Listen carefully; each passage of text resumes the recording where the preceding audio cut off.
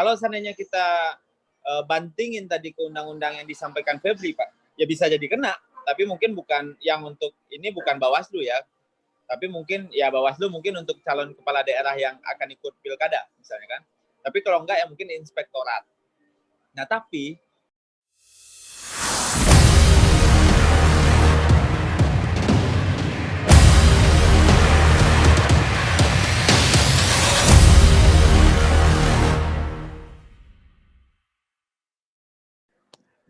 ya karena memang banyak dari mereka juga yang penghasilannya nggak tetap dan lain-lain nih Kak ya. Nah, dan ini kan dampak juga dalam pengelolaan tenaga kerja kita selalu melepaskan tanggung jawab kepada orang-orang yang bekerja di sektor informal. Nah, orang di sektor informal ini kan bekerja tergantung sama alam. Kalau alam lagi bagus dapat duit, kalau alam lagi nggak bagus kayak COVID ini mau kerja apa? Kayak jadi tukang ojek, kayak jadi apa? Kayak jadi nelayan, kayak jadi apa gitu, kayak jadi pedagang di pasar gitu. Orang yang kerja di kerjaan formal mungkin masih bisa ketawa lah. Mungkin itu yang terjadi di Jakarta kan. Orang-orang yang dapat gaji bulanan walaupun dia tidur-tiduran work from home lah ceritanya, itu mungkin masih bisa tenang. Tapi kalau orang-orang yang indak bapiti, kalau kata orang kampung saya, yang nggak punya duit gitu loh. Ya mau nggak mau dia harus keluar dong dari duit dong. Mereka lebih takut sama si Nona daripada corona kan yang laki-laki. Bener banget ya. Tapi gini deh Kak, kan selama pandemi ini kan kita banyak banget kayak ada organisasi, komunitas ya kan. Bahkan banyak juga dari elit politik itu yang membagikan misalnya sembako dan lain-lain. Itu dengan nama mereka, misalnya nama parpolnya dan lain-lain. Itu kan banyak banget tuh kemarin tersebar di internet yang membuat masyarakat itu menjadi negatif terus. Nah itu gimana menurut Kakak mengenai ternyata malah ada nih pandemi yang menjadi pintu kampanye ternyata seperti itu. Itu gimana menurut Kakak? Ya lebih bagus dikasih daripada nggak dikasih lah. Iya benar banget. Intinya ya kan, positif banget. Ya jatahnya kan ada. Ada jatah dana bantuan sosial. Udah untung dikasih bro daripada dikorupsi. Ya benar kan? banget. Ya maksud gue daripada sananya uangnya malah dibikin untuk korupsi ya mending dia beliin masker gitu. Walaupun sebenarnya kita nggak bisa ngomong cukup nggak cukup gitu. Namanya juga pemberian juga mau gimana gitu loh. Terus dia mau naruh baliho dia, ini dia, itu dia untuk kampanye ya suka nggak suka duitnya duit dia kan. Ya kalau seandainya duitnya duit APBN ya kitanya harus cerdas gitu loh.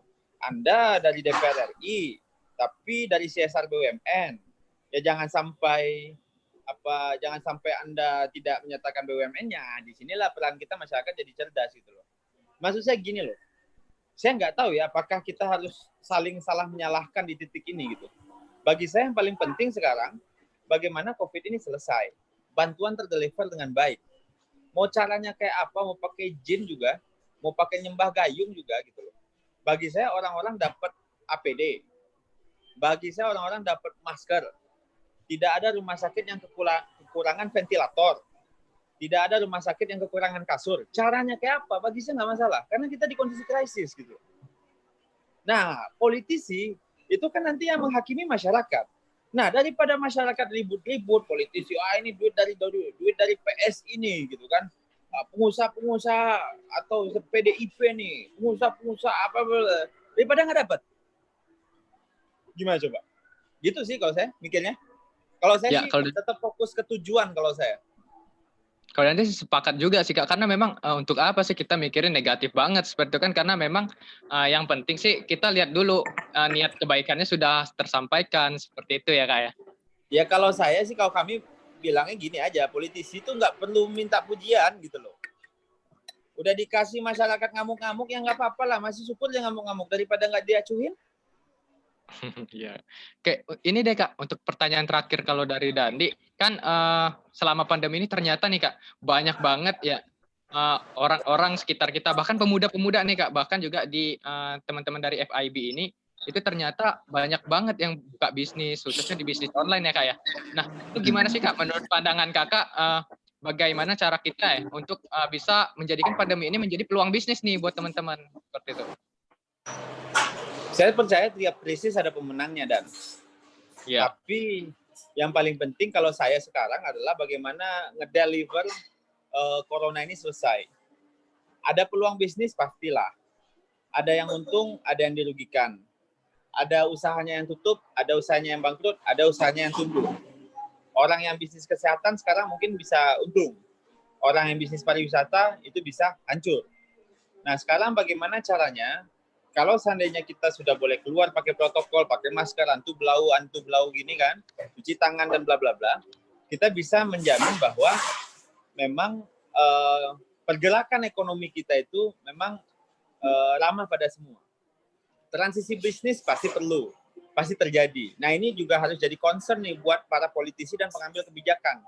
Jangan sampai nanti ada perubahan bisnis misalnya yang terjadi pasca corona ini tidak menjamin, tidak ada jaminan hukum untuk orang-orang yang misalnya nih berdagang secara online atau misalnya melakukan transaksi secara online.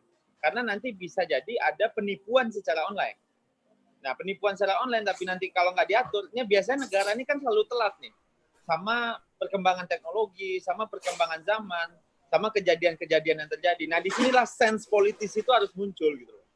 Jadi ya tolonglah kawan-kawan kemarin nyoblos siapa gitu, tolong kasih tahu aja.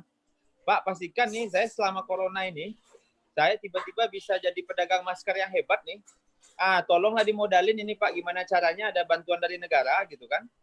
Biar saya bisa bikin pabrik masker gitu loh. Gitu bro. Ya. Jadi intinya kita ngomong bisa sama bupatinya. bisa nyesuaiin kan? Apa? Ngomong sama bupatinya, kita, tolong bikin aturan yang adil gitu. Jangan sampai nanti saya jualan masker udah banyak, usaha saya ditutup gara-gara ada monopoli dari negara. Kan ini kacau.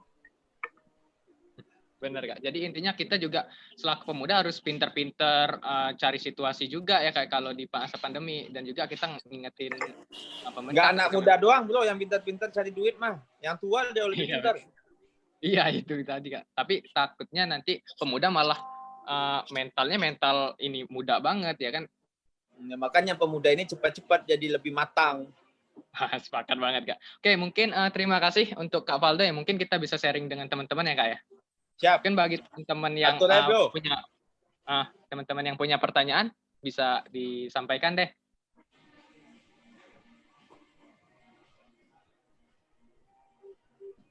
Tuh ada pertanyaan tuh Kak dari Kak Febri Fitria. Silakan tanyain aja.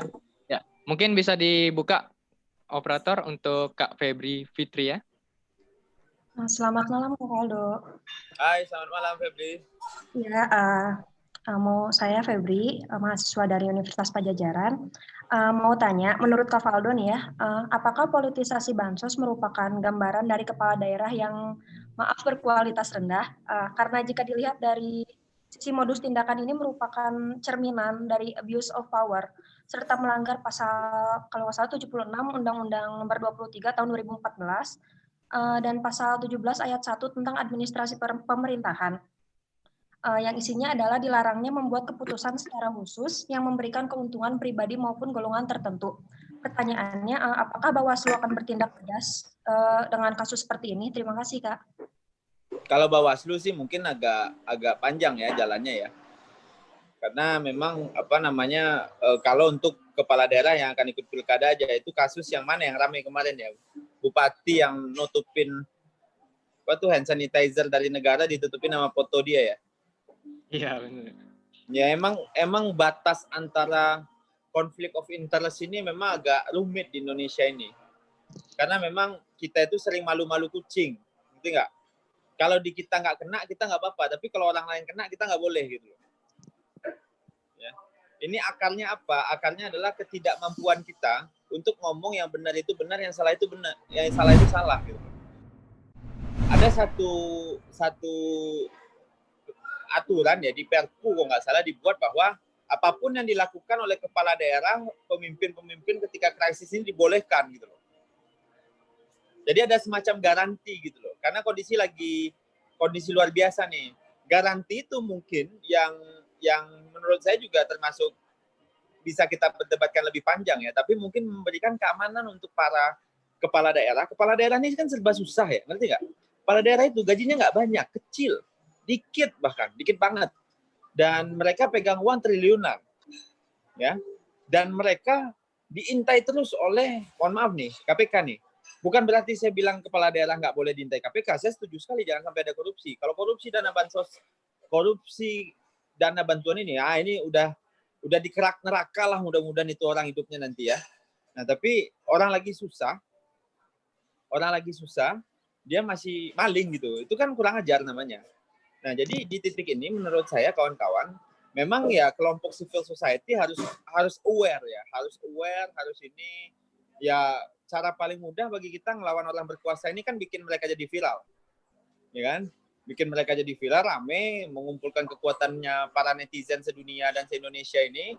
Nah, dan akhirnya saya nggak tahu apakah dia akan terpilih atau enggak, tapi biasanya ini harus dibarengi sama kelompok civil society, teman-teman yang pintar-pintar ini membangun kesadaran politik itu gitu. Kalau saya yang menjalani itu, saya nggak mungkin lagi, saya pasti bias. Karena saya bagian dari orang yang harus teman-teman kritik. Kalau saya nggak setuju lah. Ya. Saya nggak ada pakai logo-logo, ngasih duit sama orang, santai-santai aja, saya nggak dipilih, ya udah, yang penting ini bantuan aja gitu loh. Nah, itu kalau konteks saya ya, tapi kalau untuk konteks kepala daerah yang melakukan itu, ya bisa jadi dibilang ada itu, tapi kan kita tidak bisa bilang itu berdasarkan kata Valdo Maldini. Itu kan harus diputuskan di lembaga hukum gitu, inspektorat, ya kan. Nanti sanksinya mungkin mereka yang mengeluarkan, bukan Valdo Maldini. Apakah Valdo Maldini setuju? Ya nggak setuju lah, gitu. Gimana? Sudah ya. Mungkin kita ke pertanyaan lain nih Kak ya. Ini keren banget nih Kak. Kamu bacain aja bro, biar cepat. Oh ya boleh deh. Ini dari Kak Syahira Ahmadi Kak. Assalamualaikum Kak, saya Syahira dari Surabaya. Jadi saat ini Kak, situasi di sini di tengah pandemi ini Pemprov sama Pemkot malah sibuk berdebat.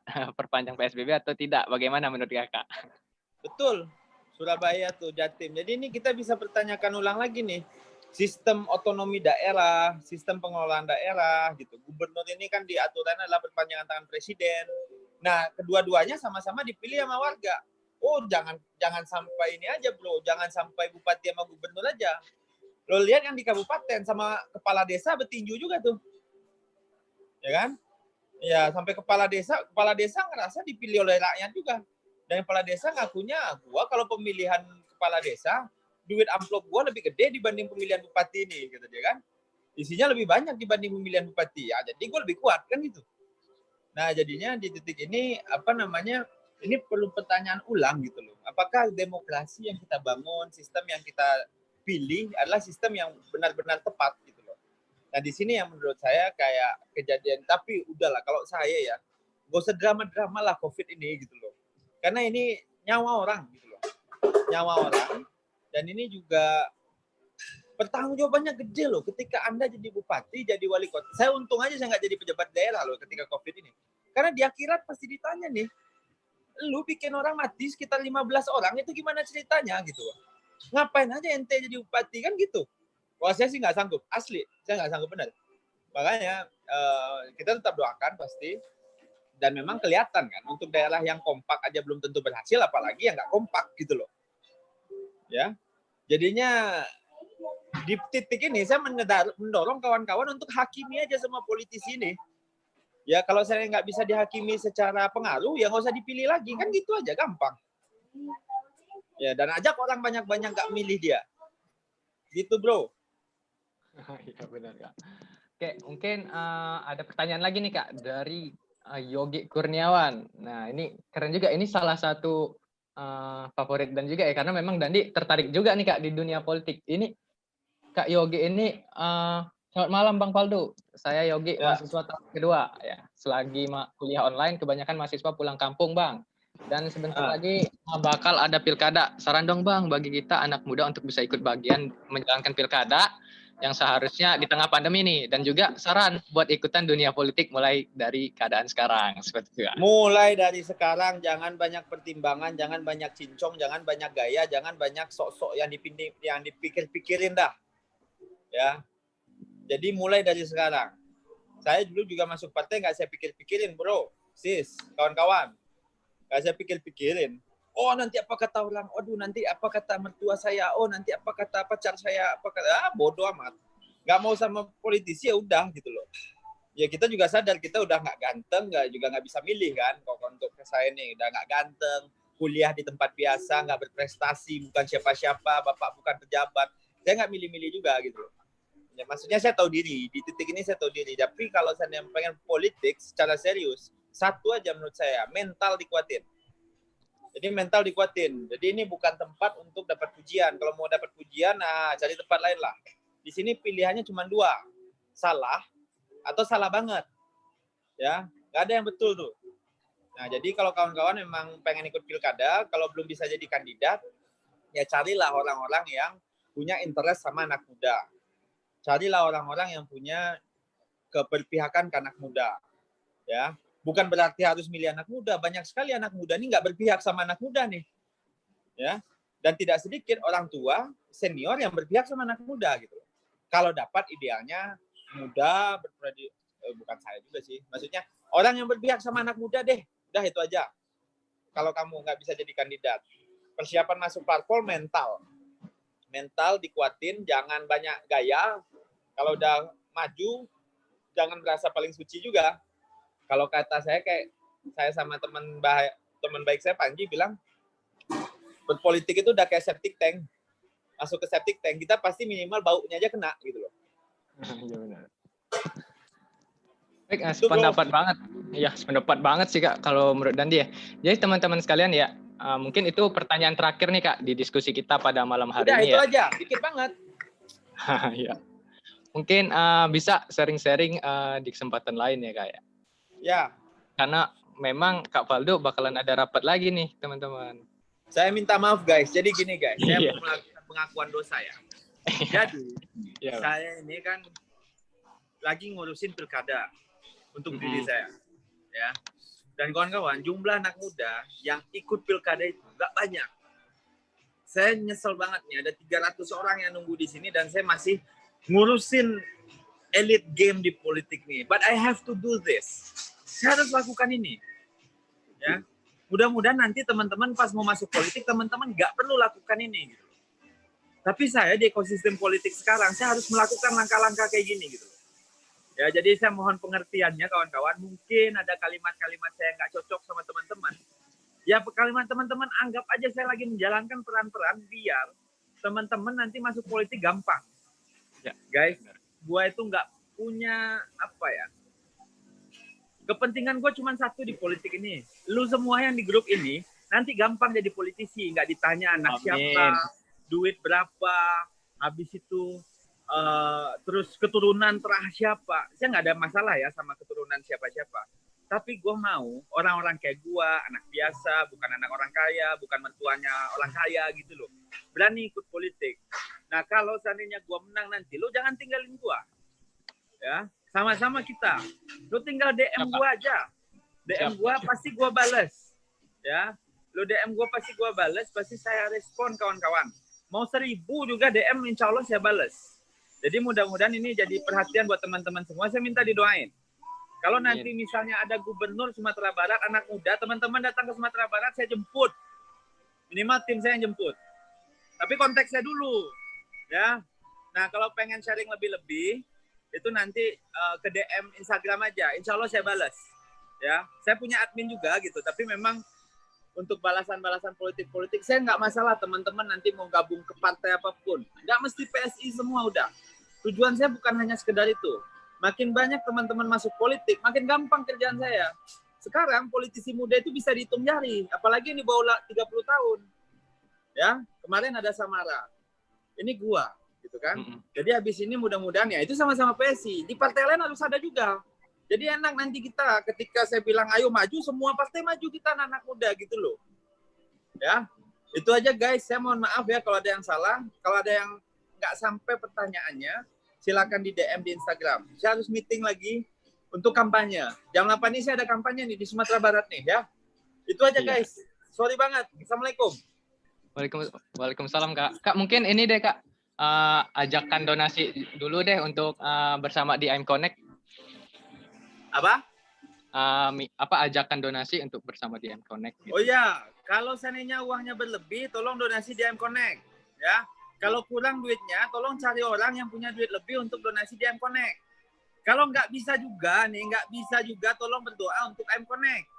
Kalau nggak bisa juga nih, itu udah selemah-lemahnya iman lah itu. Minimal berpihak ke M Connect. Ya, itu aja semuanya. Baik Kak, Sorry terima banget kasih pendek Kak. ya, padahal saya pengen lama-lama nih.